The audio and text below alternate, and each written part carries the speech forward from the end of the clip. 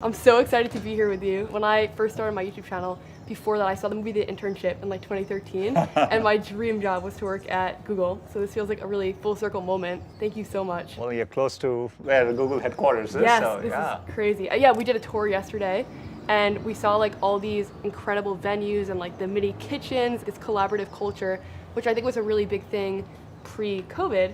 How have you guys kind of looked at being like the pioneer of like this hybrid work model? Because I think before COVID, you guys were like the pioneer, like you're it, and now you're getting back a little bit, but what do you think the future is going to look like with work? No, it's such a good question. There are people who, like I got an email from someone yesterday saying they went for a run around the same loop they always run, and it felt so good to be back. And, I think people do need those connections, but what we are embracing is flexibility. I think people have gotten used to a more flexible life. And I think in it is, as Google, one of the things we've trusted our employees. We've given them a lot of agency. And so we want to give them the flexibility so that you're not too stressed if you have a doctor appointment or you have to show up at your kid's parents' conference or whatever it is. But we expect people to come, 3 days a week, but we'll be flexible overall. And I think it's exciting, so we can rethink our workspaces a bit.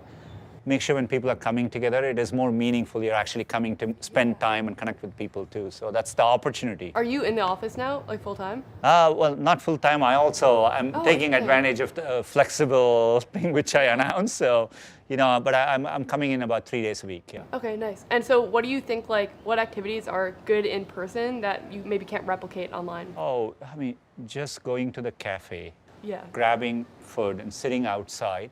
And then suddenly somebody from some other team comes and joins, and then talking to people about what they are working or even their life. I think that serendipitous, meandering stuff which you end up discovering. Yeah. I think it's so much tougher to do that over video, for sure. And also, if you're rolling up your sleeves and brainstorming and working, I think for sure. I think there's like a huge intangible happiness increase by just being with people, which we kind of experienced today at I/O, the first one back.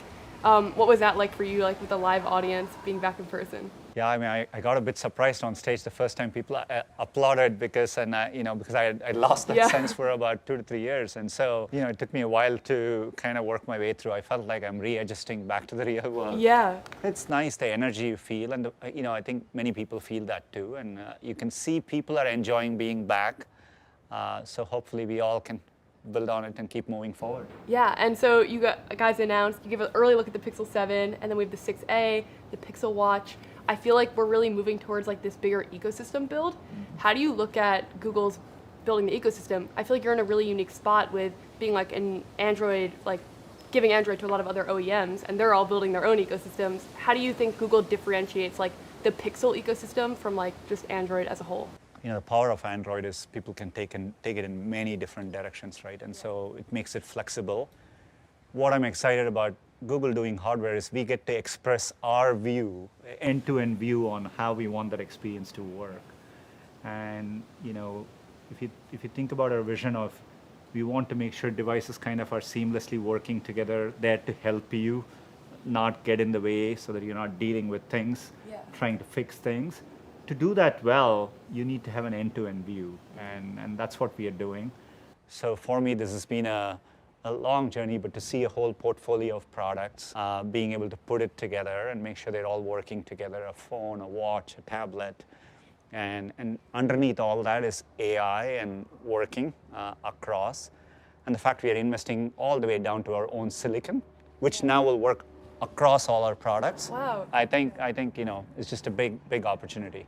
Yeah. So speaking of AI, I think that's one of the things that you've really like brought to the forefront when you became CEO. And one of the things I really admire about you is how you've done it in like a really ethical way, and you kind of think about what the adverse effects could be of introducing AI. There was so much AI today, from like the Google Translate to the glasses, that I think are going to like change people's lives if they come to fruition with the Live Translate. What AI projects do you feel like aren't covered enough but are like really exciting that you're stoked to be working on? At the core, the essence of what you're seeing is making sure computers can like understand the world around the way humans do, be able to see things, look, hear things, and get context. That's hard for computers to do, so that's what a lot of the AI work we are doing is. We spoke a little bit about language models today, and they are getting more capable. We have a lot of important areas to work through, but the potential of that is what we try to show, right? The fact that you in your hands can have access to something So cool. which is knowledgeable on any topic, or can imagine with you, learn new things. I think that there is so much potential on that. So that's something I think is not often talked about, but it's an exciting part of what we are working on. Yeah, I went to a press briefing with you guys a few weeks ago, and we were talking a lot about like the flood detection and how many lives and like people that has really saved. And I think when people think of Google, they think like search and Android and Docs and like all these things that really affect our lives. But there are so many other things that you guys are working on. Even Street View just had their 15-year anniversary. That project has completely changed the world. Is there something with Maps and Street View that you're still expanding with? Because today in the briefing you talked a little bit about Africa. Yeah, well, two things. First of all, we're bringing immersive view in Maps.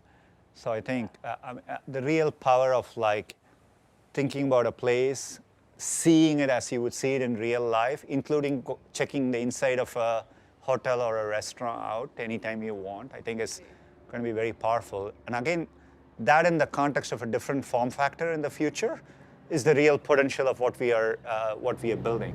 What do you mean?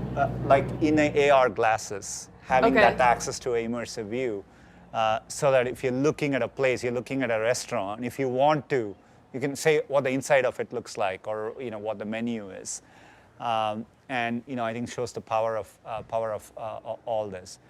But you brought up an important point, which is access. We want to make sure this all works everywhere in the world, which is why we're mapping buildings in Africa, using AI to map it better, creating a data set, opening up that data set, including to organizations like World Bank and United Nations, so that they can do important work with it. So all that is part of the work we are doing. How do you approach like what AI you like really work on and what doesn't maybe come to fruition? Because I'm sure people pitch you like a lot of different projects. Like Magic Eraser, I think, is one that like makes complete sense and it's worked really well. And then yesterday on our tour, there was Google Lens, where we saw a robot in one of the spots and we're like, what is this? And it immediately came up. How do you kind of figure out what projects are the most meaningful with the AI? I mean, the test I use is this, if by creating a feature with this, is it going to be helpful? I think about it 4 dimensions. Is it going to help people improve their knowledge, success, health, or happiness? Okay. If it fits one of those 4 attributes, I think it's good to do. So that's kind of how I think about it. And if I feel it's not doing any of that, I would question as to why we are adding that. Yeah. But that's the bar with which we think about everything we do. And I think globally too, you've talked in the past about like your moonshot goal of being carbon free by 2030. How do you approach like climate change and all the other things as like a giant corporation? And I watched an interview that you did with Stanford, and you were talking about how a lot of the times like you'll approach a project if you think that Google could be the right fit and kind of advance it. How do you look at like being carbon free? Oh, it's the most important thing, I think we could be working on. I think your generation is going to hold all of us accountable. I hope so, yeah. If we don't make progress there. And as a company, we bet on wind and solar early. And over 10 years, it's become more mainstream. To really run 24/7 carbon-free everywhere in the world, we have to solve this everywhere. Look at new sources of energy. We now have a data center with geothermal. We are looking at technologies like carbon capture. And so remember, we cannot do it with offsets. This is to say 24/7, every search you do, every YouTube video, every Gmail, works carbon free. And so that's a big goal. Yeah. But as a technologist, I'm excited because that allows us to invest, develop new technologies, which can then make its way into the world. Yeah. And sustainability is something in which, I think, we want to make sure we're bringing all our resources as a company to make a difference. Yeah. You're like just so incredibly impressive, and today's Google I/O was amazing. Thank you so much for your time. Well, thanks for taking the time. I'm inspired by your story. Keep doing what you're doing. Thank you. All right, thanks, Jacqueline. Yeah, you're so great. Thank you. So much.